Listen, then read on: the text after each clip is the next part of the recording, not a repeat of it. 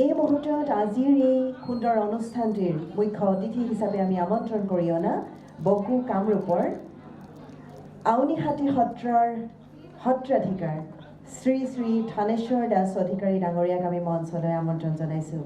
তেখেতক আদৰি আনিবলৈ আমি অনুৰোধ জনাইছোঁ আজিৰ অনুষ্ঠানৰ বিষয়ববীয়াসকলক। আপোনাক আজি আমাৰ মাজত পাইছোঁ এনেদৰে সঁচাকৈ খুবেই ভাল লাগিছে। আপোনাক আমি কৃতজ্ঞতা জনাইছোঁ এনেদৰে আমাৰ মাজত উপস্থিত হোৱাৰ বাবে। আৰু এই মুহূৰ্তত আমি মুখ্য অতিথি সত্ৰাধিকাৰ শ্ৰী শ্ৰী থানেশ্বৰ দাস অধিকাৰী ডাঙৰীয়াক আমি সম্বৰ্ধনা জনাব বিচাৰিছোঁ আৰু সম্বৰ্ধনা জনাবলৈ অনুৰোধ জনাইছোঁ আমাৰ আনন্দনগৰ নামঘৰৰ নামাচাৰ্য দীপক হালৈ ডাঙৰীয়াক।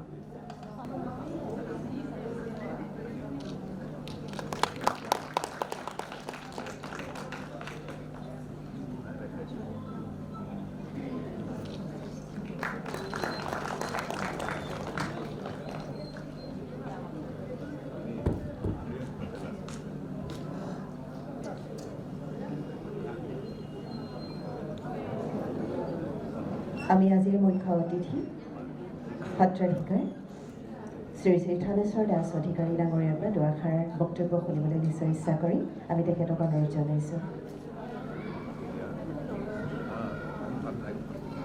আৰু তেখেতৰ সৈতে আমাৰ মাজলৈ আগমন ঘটা লুইত মহন্ত ডাঙৰীয়াকো আমি সম্বৰ্ধনা জনাব বিচাৰিছোঁ। এই মুহূৰ্তত আমাৰ মুখ্য আহ্বায়ক মাৰুফ হুছেইন ডাঙৰীয়াই তেখেতক সম্বৰ্ধনা জ্ঞাপন কৰিছে।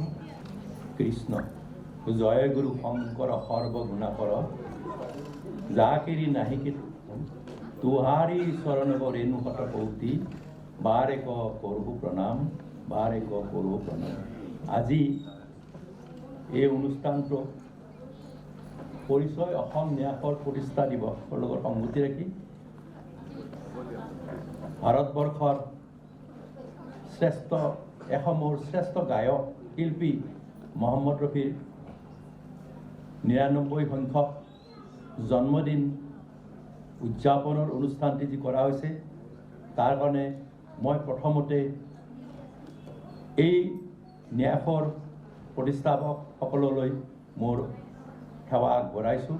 তাৰা সমস্তই এনেকুৱা এখন সমাজত আমাৰ দৰে সাধাৰণ ব্যক্তি এজনক এই সম্বৰ্ধনা জনোৱাৰ কাৰণে অতি মই গৌৰৱান্বিত অনুভৱ কৰিছোঁ। আৰু তাৰা সমস্তত আয়ুষে বিঘিনি শূন্য কৰি আগন্তুক দিনবিলাকত যাতে এনেকৈ সমন্বয় সম্প্ৰীতি ৰক্ষা কৰিবৰ কাৰণে তাৰা সমস্ত শক্তি দিয়ে।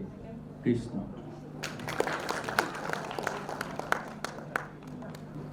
আপোনাক ধন্যবাদ জ্ঞাপন কৰিছোঁ।